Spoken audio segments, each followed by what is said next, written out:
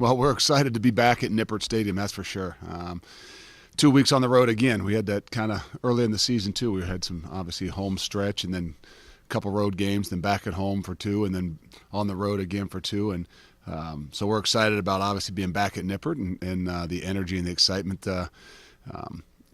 obviously, that will be and has been in Nippert Stadium all year. So Tulane was again a win on the road, which is always a great thing. And to be honest with you, after watching the film and evaluating last week's game, I'm much more excited about what our guys did. And sometimes people don't always recognize that and realize that. But to be honest with you, how we played the second half, our ability to make some adjustments on some things we hadn't seen. I was more proud of our guys and their ability to handle that, as well as our coaches, to be able to go into halftime and kind of have to regroup a little bit and do some things a little bit different, even offensively, just because of the limited number of opportunities they had in the first half. They had to kind of hone down on the things they needed to do, and defensively we had to make some adjustments, and really in the second half, really were completely under control because the first half was a little more difficult and they moved the football, and we've seen that be something that frustrates us in the past. But nonetheless, it was some really good adjustments that were made, and I know after the game, I'll give you guys, I had to apologize to our offense, really to our team, for that 4th and 1 where we, even my wife harassed me. She asked me, like, tell me why you did this, and I'm like, I know. I apologized to the team afterwards that that's not exactly who we are and who we want to be, but we ended up trying to draw them off sides and didn't get it, and then ended up punting, and I'm just grateful that our guys got me out of the hole by obviously getting a stop, getting the ball back, and then taking the ball down. So nobody really asked about it, but I'll just bring it up before you guys ask. But more than anything, now we're ready. We're excited to move on to Tulsa this week and a rematch of last year's championship game where, to be quite honest, obviously it was a battle, and in some ways they outplayed us. And so this is a great challenge for us coming back home, and a lot of exciting things, but more than anything, we're excited about the challenge we've got in front of us with Tulsa. College game day will be here, obviously a big deal. It kind of shows the position that this program is in. Can you kind of share with us how you found out and then how you shared it with your group? They find out before I do. I didn't have to tell them. I got a little bit of word Saturday night that there was a possibility, but I had also heard that before. That's not something I put a lot of stock into, and my mind immediately starts to think about all the other things that come along with it, and how do 18 to 22-year-olds handle it? How does all the different things that it brings upon the guys that sit in these seats? So it's not as much of an enjoyable thing because, instantly you go into your mind to say, okay, now how do we handle this and how do we deal with it? And, we want to be able to enjoy it. We want to be able to embrace it. But obviously it's a great thing, and it's a great thing not just for our program, but for, I think, our community and especially our campus. How do you tell a room of 18 to 22-year-olds to ignore the hype? Well, you just try to keep reiterating the things. And you don't say ignore because they can't ignore it. There's nobody that has any social media that can ignore about anything that goes on. And so it's not as much ignore it. It's as much as don't let it change who you are and how you do things.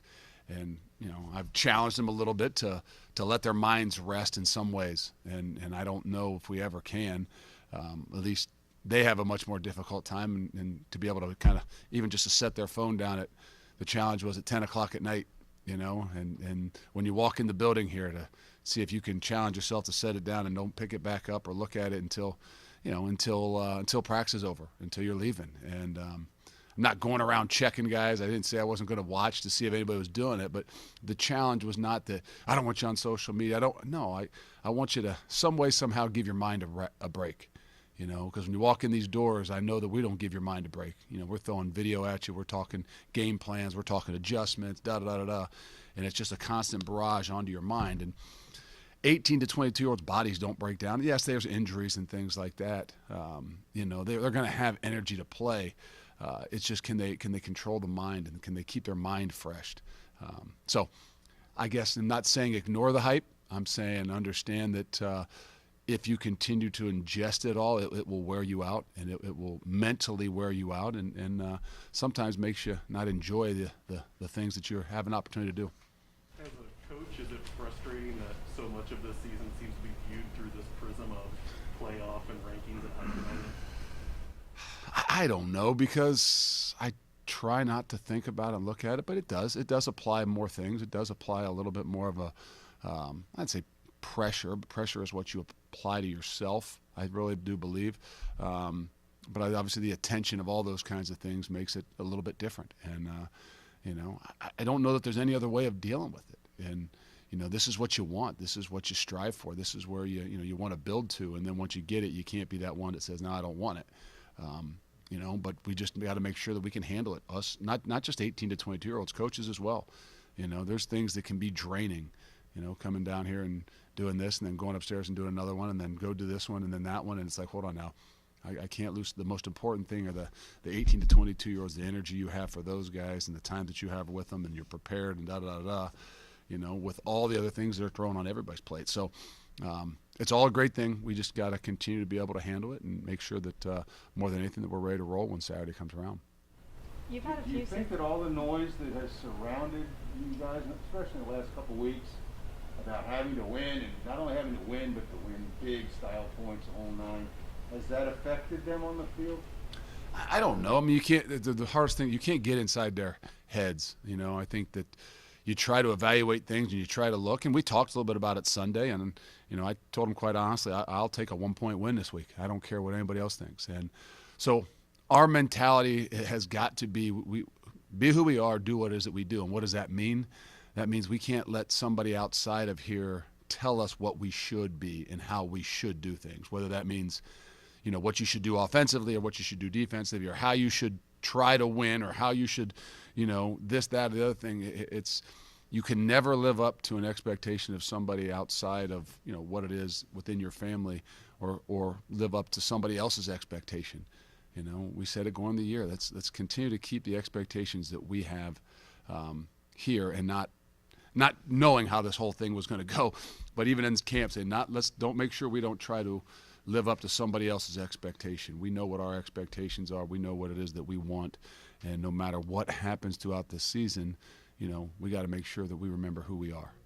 One of the things that comes with having success like your team has had over the last few seasons is that you start to get a little bit of a target on your back, especially within your conference play, and that you might have these teams that are throwing things at you that, it's not been on film before. In some ways, does preparing for games, has it become harder over the course of the season as people have realized, yes, this team is legit? I think in twofold. I think, the last couple weeks, different. Obviously, Navy and a triple option is different. Last week, we've had some situations where quarterbacks have been out or you haven't known what quarterback was going to be in. And, so you're not sure exactly what you're preparing for and how you're preparing. And to be quite honest, it's not just that people change. I mean, maybe they changed a little bit last week because obviously the quarterback situation that they had offensively. And then they have a game plan to say, what do we have to do to win the football game? And sometimes I've been there before that, hey, let's slow this thing down. Let's get this thing to the fourth quarter. Let's put a lot of pressure on people, and see what happens in the end. And, so maybe we've been played a little bit different at times. But that's why it's really, we got to kind of hone back in and make sure we focus on the things that we do. I think the biggest thing is just recognizing that, what I believe that, maybe a team has been playing at this level, and then when you pop on the film and you play them, and I really do believe that we've had guys that, have played above what I've seen on film. And it's just, is that because, you're the returning champs of the league? Yeah, it probably is, and everybody going into the league wants to beat the returning champs, and that's something we've never had before. And then you add a little bit more onto, some of the attention that the national people and media give you. I think it just adds a little more fuel to some of their fires. But all things that, you got to be able to handle. Is that a two-parter, Luke, if I may? The first one being, I think I know the answer to this one. Will you watch the show tonight? What show? The Netflix?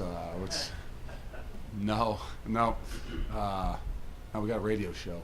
I don't know what time it's on, but I'm sure my kids will call me or tell me something if there's something noteworthy.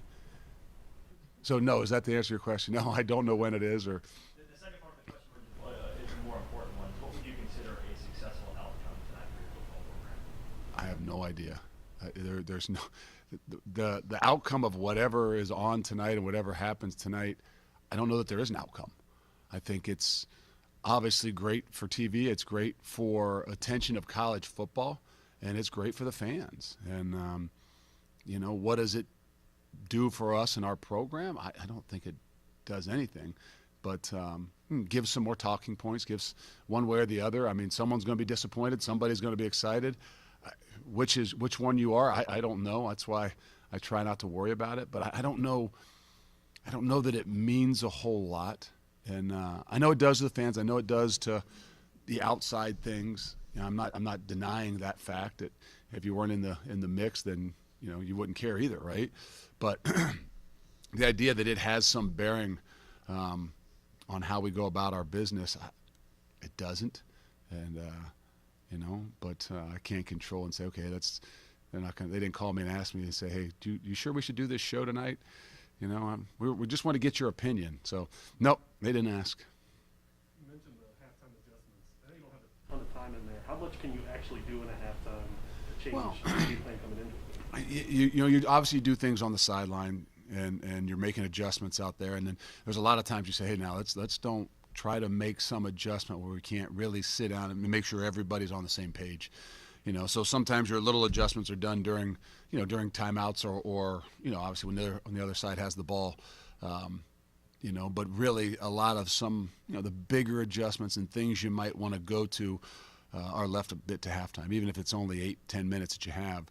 At least you have it where you've got captive audience and you hear one voice, whether it's with the coaches or with the players, so that everybody's on the same page. And I think that's the signs of not just good coaches but a mature team that can go in there, understand, okay, this is what they've really done. Sometimes you got to get the stuff from up top to really kind of draw it up to show some guys and be able to make those little adjustments both offensively, defensively, and special teams wise as well. And I think that how the games have gone a lot this year, I think that we've been forced to make some of those adjustments at halftime, and it's paying off.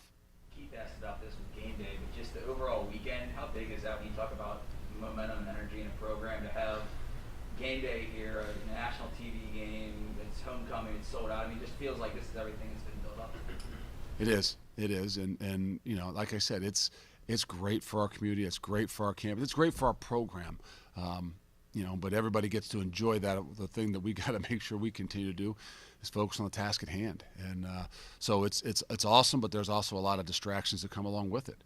And that's where you got to continue to rely upon the maturity of the guys that you got, and not be, I say get wore out, and I don't mean physically wore out. I mean mentally wore out with all the different things that can go on. I think that's what you see as you go through a season. Those tough, hard games that are fought, especially on the road. Your body's physically, but I mean, these guys, they get a cold tub, get a hot tub, whatever. Their bodies are okay come Sunday, Monday, Tuesday. It's the mind that, throughout the process that continues to get wore down, because there's one thing that doesn't rest and doesn't rest enough, at least, myself as well as the players, is some way to rest your mind. So that more than anything, you can perform at the highest level. When we talk about playing your best ball at the end of the year, these last couple of games have been closer than I think you'd like. What is the key to playing your best ball at the end of the year? It's complementary football. It's playing in all three phases of the game. It's being able to make adjustments and adapt. It's being able to play a triple option team one week, come back and prepare for a spread team the next week. Maybe they throw it differently in there and they play some wildcat and some different things and make adjustments there. That's why I said that I'm really proud of what those guys did and how they played. I mean, maybe some people thought we should have won bigger or prettier or whatever. I look at it as, okay, how do we play the game? How were we special teams wise? What did we do turnover? Are we playing more consistent and clean in what we're doing? And regardless of what the score is, sometimes that's not indicative of how you played. And to win the turnover margin the way we did, to win the battle of field position the way we did last week. I know that we should, and I think that we had a better football team, but the better team doesn't always win the game. It's the team that plays the best. And, they did the things. I mean, I think we had maybe 3 penalties last week, where that had been something that kind of been a little bit of Achilles heel for us. We went back against Navy and had 12, where, we were last year, and the things we had to improve on. So, when you're saying are you playing your best ball, it's can you continue to be consistent in what you're doing. Maybe the score doesn't always isn't always indicative of what that is. How frustrating is the last 2 weeks teams have been slowing it down and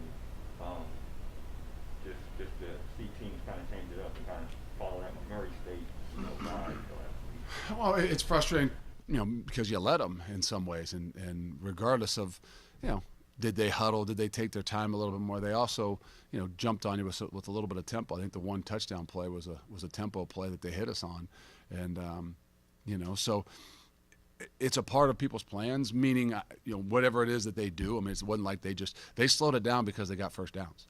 In the first half, our offense had one possession, and our offense had a 99-yard drive in the first half, 18 plays or something. So it's not like it was just them that slowed it down. They kept the big play from happening on their defense, which, I mean, we had 18-play drive for a touchdown. I don't know what more you can ask for. Yeah, it might take 8 minutes, but I mean, some of those things are how you try to evaluate it, and you don't always look at just the scoreboard to say how did the game really come out. Well, we thought somebody thought you should have won by this many. Well, let's really look at it, and so a lot of those things are different, and are they playing us different? Yeah, maybe in little ways, but it's also our job to get off the field on defense to not allow them to kind of slow the things down a little bit. If they can, then we got to be able to adjust and adapt too. Season high rushing attempts and yards for Dez against Tulane. Was that deliberate? Was that him reacting to what the defense was giving him? Well, it's a little bit more of reacting. I think that I think from the past 2 weeks, I think we say when you do go, we got to be a little bit more aggressive. But nonetheless, I think that they did a good job at taking away some of the inside runs and maybe forcing him to pull it a little bit more. And there aren't a whole lot of other legitimately called runs. It's a lot going to be a fall on the shoulders of him based on how people are playing us. Is it fair our defense is trying to take away those deep passes? Is that an adjustment you've seen over the course of the season? Well, I mean, it also comes down to what are you comfortable continuing to do? I mean, we can throw some of the intermediate things so well, and are they staying on top? Are they doing? I mean, in last week's game, I mean, it was a physical game. They didn't call a whole lot of things, and so as you get into the game, if they're allowing you to be a little more physical on the outsides and things, it's probably not. Maybe you don't have as many opportunities thinking that they're 50-50 balls or 60-40 or even with Pierce sometimes 70-30 balls that just how the game is. So you got to in some of those ways you got to be able to take what they can give you. I've been blown away by Darian Beaver's transformation and growth as a player, but I also didn't get to see him as much as you do. He's now a Buckets Award semifinalist, which shows just how much he's grown. Have you all been just blown away or surprised by his growth? Yeah, I think he is taken a different dedication going to this past year, and I think not that he didn't last year, but I remember at camp he was one of the first guys that came with all the COVID stuff that was going on, and he realized he's like I need another year, and I don't know how this thing's going to go, but in his mind was that hey I could play 4 games, and then have another year, and I know that's when it first told me like his passion for the game of football has changed a bit. He recognizes what he can do, recognizes what he hasn't quite done yet and what he needs to do, and obviously the uniqueness of what the NCAA came out with last year when they told you that you could play and not count against you. He had already in his mind thought about those things about okay now this is where I want to be, this is where I am, this is what I got to do, and I think I need a little more time. And I think since that time you've seen a different dedication, not to just playing the game, but and how he trained and taking care of his body and things like that, and it's paying off. Any more questions? Early in the fourth quarter, Dez's helmet came off. You were up 21-12, and Prater ended up coming in the game, but you called a timeout. Did you call that timeout to get Dez back in the game because of the uncertainty around Prater or because of the situation? What was the situation? You were up 21-12. The fourth quarter had just started. It was 3rd down and 10. Third and 10. That's the bigger situation, that it was 3rd and 10. The score didn't really matter. The time, whatever that is, 3rd and 10. I don't care who it is that's getting ready to walk in there. That's not going to be one that you're going to say that, just let's throw this guy in there for his first snap of the game and let him try to come after something that's, on a 3rd and 10 situation. So yeah, I thought at that point in time it was in our best interest to keep him back in, and not just because we don't think that Prater can do it, but my goodness, I don't want to throw a guy into a situation where it's, complete, all or nothing. I mean, we got to be smart with some of those guys to put them in situations, and we haven't had some of those opportunities for him to play a little bit more and as we would like, meaning, he's been thrown in there where don't want him to, throw the football a whole lot because of the game the way it is, but more of a combination of things. Just, it's not fair to the kid to throw him in there at that point in time and, be judged all on one situation like that too. Good. Thanks. I didn't know if you were going to say it was 3rd and 10.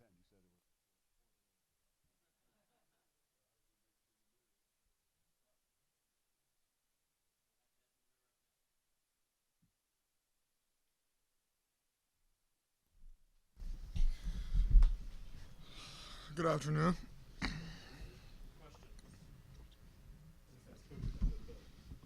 high rushing attempts and yards for you. Was that, from your perspective, did you want to do that more coming into the game, or were you reacting to what Tulane was showing? We just knew on film they were going to play a lot of man, and that quarterback run was going to be a big aspect of what we did this past week. Like I say all the time, me and Rome, we kind of, quarterbacks and running backs, they kind of work one-on-one with each other, hand in hand. When the defense focuses on Rome, they forget about me, and when they focus on me, they forget about Rome. So yeah, that's what kind of helped us work this past week. So that you haven't run as much as you used to this season, is that speaking to your growth as a passer, or is it more just what you're seeing from defenses? Yeah, going into the season and previous years, I've wanted to develop my game as a passer. A lot of people look at me as a dual threat quarterback and one who uses his legs a lot to run. As myself, I wanted to see myself, stay in the pocket, deliver the passes downfield, and then, really just use your legs when needed. Obviously, when there's situations of when I need to run, I'm going to run. And then, when I need to make plays, make plays. Obviously that goes back to the coaching and the calls they make as far as, when they want me to run the ball and, when they tell me to be aggressive. So, when those times comes, I'm going to be aggressive, I'm going to pull the ball, and I'm going to make plays. Were you a fan of College Game Day growing up? Did you watch it at all? Yeah, I mean, maybe a little bit, not. I'm just curious what your thoughts are. I know you had a big story with you and your girlfriend, your daughter, earlier this year on game day, but just to have them come to campus, does that excite you at all? Or? Yeah, no, I mean, for us and the football team, it changes absolutely nothing for us. We still have the same exact schedule we have. We'll have the same schedule on Saturday. But I think more for the students here at the university and for the city and the campus and the community, it's huge for us. I know I was a junior in high school when College Game Day had came down to the University of Louisville against Florida State. And so I had got to kind of go there and experience the atmosphere of what College Game Day, like as far as the show and everything is about. So I got to experience that a little bit down there in high school. And it was a good time. And so I know, just bringing something like that here to campus that's never been here before, I don't think the fans are going to enjoy it. You guys have now played 2 games ranked as the number 2 team in the country. Both of those games have been close. Are you liking how this team, as one of the leaders, is reacting and handling everything that comes with being the top 2 team in the country? Yeah, I don't think we look at ourselves as the top 2 team in the country. I think, we just come into work every single day, day in and day out, and, nothing really changes. I don't think things would change if we was ranked, 31st or whatever it was. We're just, like I said, we come in here, work day in, day out. We know Tuesday, Wednesdays are our tough, grindy days. And so those are our 2 main work days. And, we like to come in here and really just get to it early this morning, watching film. Guys, get bodies healthy, get our bodies back right for the coming week. But like I said, we just work day in and day out, and our mindsets don't usually change. Coach said that the bodies of younger people are going to be okay. They regroup quickly, but the mind is a thing. What have you done personally this year, especially lately, given the increased height, to kind of work on your own mind in that regard? Yeah, so that's obviously a huge thing that he's preached to us, even throughout the off season when we're getting into those later workouts where all we've done is lift weights for the past 6 months. our muscles are tight and our bodies are sore, and then we got to go out and run the stadium steps. But for me, it's really just taking the time away from social media, from the phone, and really just, staying around our brothers and around the team. I feel like that's really what helps us out a lot, is just being around each other, because, we know what we want to accomplish, within this building, inside the team. But, it really you start to worry when people go back home or people really go hang out with other people who aren't a part of the team and a part of the program, because that's when you really start to hear the outside noise. So for me, I just try to stay in here, stay a part of this team, and stay close to my brothers. Trying to shield that outside noise. Is it frustrating at all that so much of this season is viewed through that playoff prism, outside, attention, expectations, when you're undefeated and number 2 in the country? Yeah, I think everyone should kind of have the same aspect we do of, just take it week by week and look at the game that we play ahead of us. And not something, people start talking about this in mid-June, mid-July, and it's like we haven't even played a football game yet. So, I think if everyone just looked at it how we do, on a week-by-week basis, a lot of the talk would just be focused on what we just did this past week, or, what we're going to do this coming week, instead of, what we could possibly do in 2 months from now. How is the hype and or what the experts have said you need to do to be able to stay in contention for a playoff? How has that affected your team's performance, especially lately? Yeah, I don't think it's affected us at all. You look at the past couple games, and we're supposed to be blowing these teams out and putting up big numbers on the scoreboard. And for us, we like to say a win's a win. Find a way to win, and that's what we do. You look in these past scores, and I think it was 31-12 or whatever it may be. And you obviously should be excited about that, and people were. Don't get me wrong. But there's just a different vibe coming in here on, Saturday nights, riding back home on the bus, or coming in here on Sunday morning. Obviously, we're excited to win, and we're grateful to win. But, I don't think that people are necessarily hearing it from the outside media of, oh, you should have put up 50, 60 points, rather than it's coming from ourselves of, we know that we can play that much better, and we know that, yeah, the score should have been that. And it wasn't, and we know that we have things that we can work on and can improve on, and I think that's what keeps us going every single week. It is frustrating that the last couple of weeks teams have kind of slowed the game down. I know you had the expectation to score a lot, but teams are kind of playing ball control, making it where you only get X amount of possessions. Is that frustrating, just you being the leader, being the trigger man, so to speak, on these last couple of weeks? Yeah, I know it definitely frustrates me sitting on the sideline, and just kind of watching, them take their time and go on offense and go slow. And so if I know it frustrates me, I know it, it kind of gets, I know those O-linemen like to stay moving. They can't sit in the sideline for too long before they starting to stiffen up. But no, obviously for us, in the years past, we've been used to, defense getting a 3-and-out, or, maybe just a quick 6-play drive, and then we're back on the field. So, obviously we were prepared for it for Navy, for them to obviously slow the game down, limit our possessions. Coming into Tulane, obviously we weren't expecting that. Their offense did a good job of staying on the field, controlling the time of possession. But, moving forward, obviously we know that if teams want to do that, teams are going to try to do that to the best of their abilities. And we have to be ready for that in any situation that comes forward. Your tight end, your connection with your tight ends earlier in the season. We saw Lenny had a big game last week, early in the season. Talk about Josh Wiley now having back-to-back games with 2 touchdowns. What it's like seeing him getting involved now late in the season. Yeah, you would say in the beginning of the season he wasn't playing his best ball, or the ball wasn't finding him as much, and now it is. I just think that goes into his hard work and his preparation of what he does day in and day out.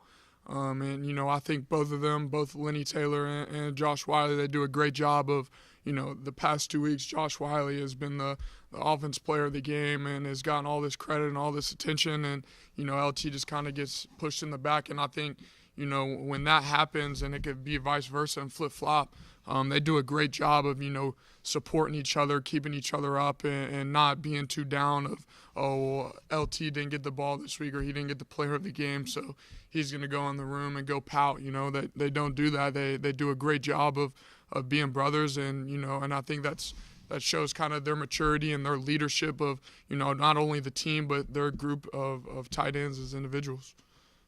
The college football playoff rankings are released for the first time tonight. How interested are you to find out where you'll be? Yeah, so I was actually asked to speak on the show tonight, and I, you know, respectfully passed on that. You know, as much as, you know, we want to be on there and everything, you know, that's not something we're focused on right now. If it was a show about, you know, the American Athletic Conference standings, you know, I probably would have joined it, because, you know, we can't do anything without these next 4 games and then the conference championship game. So, you know, we're excited and blessed to be able to be a part of the show and be able to, you know, have our name and program on the show.